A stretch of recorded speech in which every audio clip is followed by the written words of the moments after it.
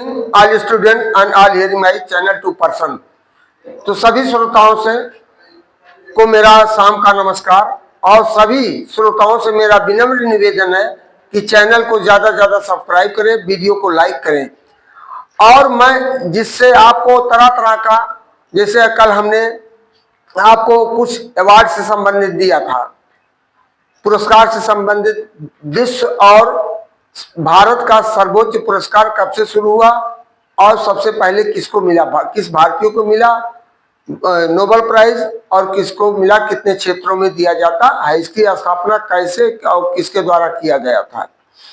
तो अब इसी तरह से और इसके बाद हम आपको मोटिवेशनल वाक्य भी देते हैं।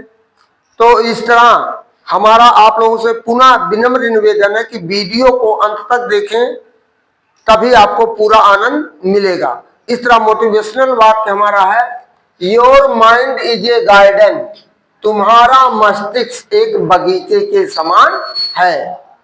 Your thought are the seeds, और तुम्हारी विचारधारा बीज है। You can grow flowers and fruits, तुम इस अपने मस्तिष्क में जिस तरह से बगीचे में तुम फूल और फल को उगा सकते हो, उसी तरह तुम अपने मस्तिष्क में एक अच्छी से अच्छी चीज उत्पन्न कर सकते हो, सोच सकते हो और उससे अपने जीवन को, अपने उद्देश्य को प्राप्त कर सकते हो। करा और यू कैन ग्रो वीड्स, या तो तुम उसमें खरपतवार उगा सकते हो, अर्थात अपने मस्तिष्क में गंदी बातों को डाल करके अपना जीवन अंधकारमय बना सकते हो। यह कोटेशन उसी आपके जीवन से संबंधित आधारित है। फिर कहेगा love is possible after friendship, कह रहा लव इज, मित्रता के बाद ही प्यार संभव है, बट फ्रेंडशिप, लेकिन मित्रता इज नॉट पॉसिबल, लेकिन मित्रता इज नॉट पॉसिबल, मित्रता संभव नहीं है। आफ्टर लव, प्यार के बाद मित्रता संभव नहीं है। अब तीसरा क्वेश्चन हिंदी में, पढ़ाई में आलस्य करना, पढ़ाई में आलस्य करना अपने माता पिता के बलिदानों का मजाक उड़ाना और अपना भविष्य बर्बाद करना है, बर्बाद करना है। यदि आप पढ़ाई में आलस्य करते तो माता पिता की जो आशाएं होती है आपसे, तो उनकी आशाओं पर आप पानी फेर देते हैं और आपका जीवन भी बर्बाद हो जाता है, आप किसी लायक नहीं रह जाते हैं। फिर चलिए ईंटा गारा मजदूरी आप करिए, किसी फैक्ट्री में, किसी कहीं पर भी लिबर्टी करके आपको अपना जीवन यापन करना पड़ेगा। पेट भरने के लिए कुछ ना कुछ करना पड़ता है। तो इस तरह से टेलीफोन, चौथा है टेलीफोन एक संयुक्त परिवार था, टेलीफोन एक संयुक्त परिवार था। मोबाइल ने घर के एक एक आदमी को अलग कर दिया है। जैसा कि हमने दो फिगर इसमें दिखाया है, जब परिवार में लोग पहुंचते हैं, कोई अपना मोबाइल लेकर के, कोई व्हाट्सएप देख रहा, कोई फेसबुक चला रहा, कोई इंस्टाग्राम चला रहा है, एक दूसरे के पास उनको बातचीत करने का मौका नहीं मिलता। यहाँ तक कि चाय भी पी रहे हैं तब भी फेसबुक चल रहा है, व्हाट्सएप चल रहा है, तो खाना खा रहे फिर भी ऐसे चल रहा है। तो दूरियां इससे बनती जा रही हैं। तो पांचवा पोजीशन, अपमान किसी वैद्य से कम नहीं है। यदि आपका कोई अपमान करता है तो वह समझिए आपके दवा रूपी काम करता है। हर तकलीफ में ताकत की दवा होती है, और अर्थात जितने भी अपमान आपको देते हैं उसमें एक ना एक आप उसके द्वारा आपको एक सीख मिलती है। फिर छठवां, मेहनत जारी रखो क्योंकि जिन हाथों में किताबें हैं, मेहनत जारी रखो क्योंकि जिन हाथों में किताबें हैं, एक दिन उन्हीं हाथों में ज्वाइनिंग लेटर भी होगा, एक दिन उन्हीं हाथों में ज्वाइनिंग लेटर होगा। यानी कहने का भाव ये नहीं है कि आप हमेशा किताब लेकर हाथों में टहलिए और उसको अध्ययन मत करिए।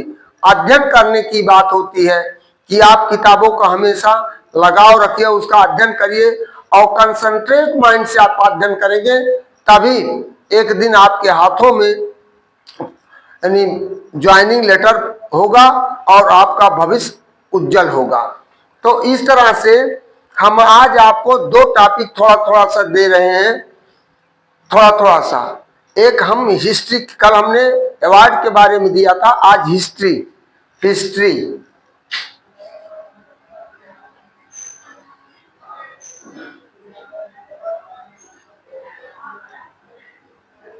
है। History, history is a mirror, is a mirror that show the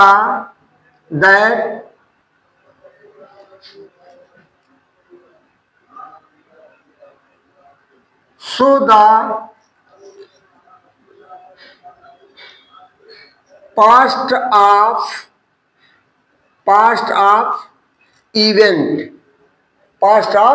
events। इतिहास अतीत का दर्पण है, इतिहास अतीत का दर्पण है जो बीते हुए घटनाओं का हमें ज्ञान कराता है, जो बीते हुए घटनाओं का हमें ज्ञान कराता है। एक तो हमारा ये हो गया, ये सिंपल परिभाषा। History is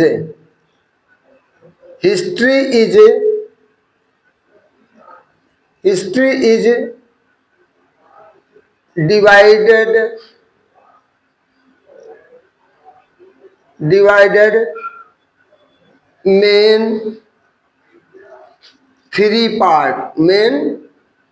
three parts। इतिहास को हम मुख्य रूप से 3 भागों में बांटे हैं। तो number 1 ancient history, ancient history.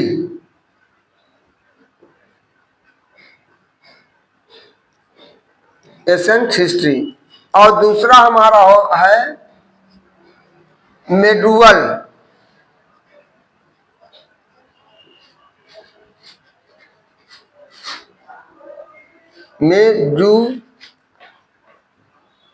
तीसरा है मॉडर्न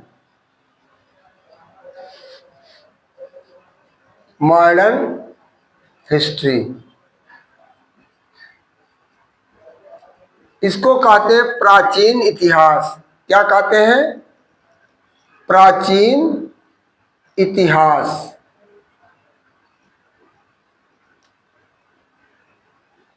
प्राचीन इतिहास। और इसको कहते हैं मध्यकालीन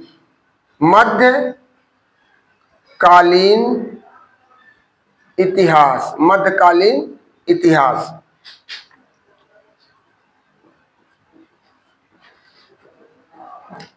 फिर इसे कहते हैं आधुनिक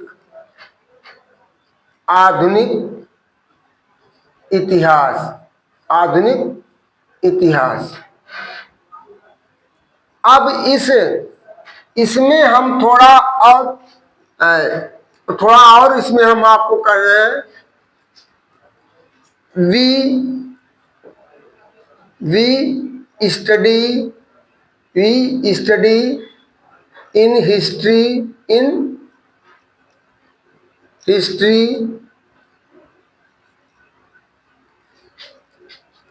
civilisation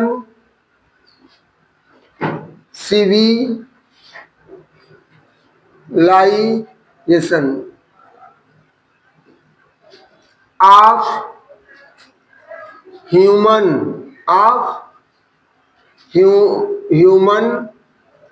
life in past time. अब देखिए कह रहा, अब इसका पीरियड हमें आपको बताना है, इस तरह से इतिहास को हमने 3 भागों में बांटा है और तमाम इतिहासकारों का अपना एक अलग अलग मत होता है। तो प्राचीन इतिहास में सिंधु घाटी की सभ्यता, हड़प्पा की सभ्यता, मोहनजोदड़ो की सभ्यता से शुरू होता पाषाण काल, नवपाषाण काल, इसमें आता है पूरा पाषाण काल, प्राचीन इतिहास में आते हैं। और इसका माना गया है, यहां हमने दिया history, ancient history typically spans from evidences of human settlement around 6000 BC to the fall of the Roman Empire around 650 AD। अब मेडुअल हिस्ट्री मध्यकालीन इतिहास जिसे कहा जाता है, जिसमें मुगलों का आगमन हुआ है, यहाँ से तमाम ऐसे आए। तो medieval history also known as the middle age 500 AD to 1500 AD. अब इसके बाद आ गया तीसरा मॉडर्न हिस्ट्री, आधुनिक इतिहास। Modern history is generally considered to begin in the 15th century and continue to the present days 1492 to 1789 या today, present days माने आज तक। और इसके पिता कौन है? हेरोडोटस है। प्राचीन इतिहास के जनक कौन माने जाते हैं? हेरोडोटस को माना जाता है। तो इस तरह हम इतिहास को आपको 3 वर्गों में बांटते हुए आज हम इतिहास के बारे में आपको बताया है। इतिहास है क्या, फिर आपको रिपीट कर दे रहे हैं। History is a mirror, history is a mirror event in past time. इतिहास अतीत का दर्पण है। इतिहास हमें बीते हुए समय की परिस्थितियों का ज्ञान कराता है कि आदि मानव, अर्ली मैन कैसे रहते थे, क्या खाते थे, क्या पीते थे, कहाँ पर सोते थे, उनका और उनको आग का आविष्कार हुआ, खेती का आविष्कार हुआ, कैसे आविष्कार किए, कृषि कार चलाना, कृषि कार्य कैसे सीखे। इन सब को जब गहन अध्ययन आप करेंगे किताबों के माध्यम से, हम एक एक टॉपिक आपको देते जाएंगे। और इस तरह मेडुअल हिस्ट्री में आपको यहाँ आपने सुना होगा मोहम्मद गोरी, महमूद गजनवी के बारे में आपने सुना है। फिर इसके बाद वर्तमान समय में जो मॉडर्न हिस्ट्री 1857 से लेकर के चली है, अंग्रेजों ने 1600 के बाद से यहाँ आना शुरू किया। यहाँ अंग्रेजों ने फूट डालो राज की नीति को अपनाया है। तो इस तरह हम आपको इतिहास की बहुत सी सारी घटनाओं के बारे में, तिथियों के बारे में जानकारियां देते रहेंगे। जो तमाम प्रकार के आंदोलन हुए हैं, लड़ाइयां हुई हैं, और लड़ाइयों का परिणाम क्या हुआ, किस किस यानी राजवंश से कहाँ कहाँ लड़ाई हुई, तो उसमें बहुत ज़्यादा डिटेल तो नहीं देंगे, लेकिन आपको ऑब्जेक्टिव टाइप देंगे जो आपके ऑब्जेक्टिव वाला प्रश्न आपके लिए सॉल्व करेगा। तो इन्हीं चीज़ों के साथ मैं आज आपका समाप्त कर रहा हूँ। तो मैं आज आपको देने वाला था पुरस्कार में, जैसे बोरलाग पुरस्कार था, या पद्मश्री था, या अर्जुन पुरस्कार था, पद्म विभूषण था, और अन्य चीज़ों का कब से कौन शुरू हुआ, कब किसको मिलना, किस क्षेत्र में मिलता है, कितने किसको अभी तक प्राप्त हुआ है, तो उसके बारे में। लेकिन दिमाग में आया और लोगों की मांग आई थोड़ा हिस्ट्री के बारे में बताइए, और एक तरफ से मांग आया कि आप सेंटेंस, फ्रेज और क्लॉज में क्या अंतर है।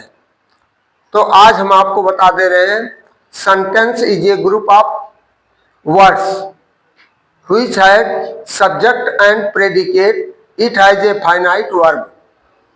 It has a finite verb. Every sentence has its own mark end of the sentence. और phrase क्या है? Phrase is a group of words. It has no finite verb. It has no subject and predicate. और फिर आपका आ रहा है clause. Clause is also is a group of words. Is at a finite verb. It has a finite verb और it has subject and predicate.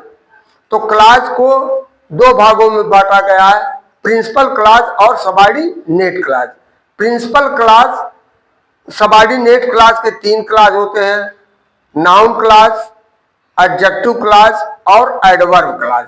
कल हम detail इसके बारे में आपको सेंटेंस, फ्रेज और क्लास के बारे में बताएंगे। इन्हीं शब्दों के साथ मैं आपसे पुनः अनुरोध करता हूं कि वीडियो को अंत तक देखें और जिससे आपको ग्रामर से संबंधित, आपके जीके से संबंधित, चाहे इतिहास हो चाहे साइंस हो, छोटी छोटी चीजें हम आपको देते रहेंगे जो आपके लिए बहुत ही परीक्षा के दृष्टिकोण से, एक दिवसीय परीक्षा के दृष्टिकोण से बहुत ही उपयोगी होगा। तो इन्हीं शब्दों के साथ हम आपसे यानी अपने वाणी को विराम देते हुए आपको नमस्कार करते हुए गुड इवनिंग, थैंक यू, अलविदा।